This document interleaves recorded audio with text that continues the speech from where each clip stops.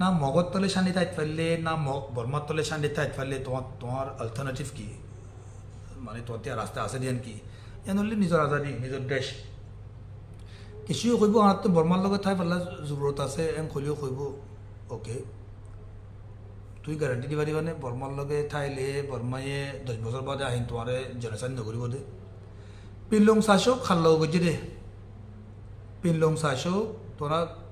100 দিনে হাওর ন কইবারো তংদান ডেটা ছে কাছে ন লগলনে গজে দে 10 বছরের মধ্যে ইতারারে ফরত বুঝে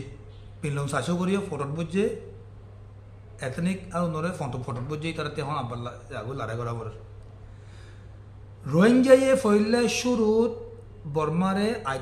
আইসিজে মিজেলো দেবজে দুনিয়ার কোর্ট মধ্যে তুলে বাজে দে হেরে ফিজি ফিজে কাছে দে ছিঙে যে কথা আরা যে জেনেসাইড করছে বা আছে কথা আরা কেসানো লোক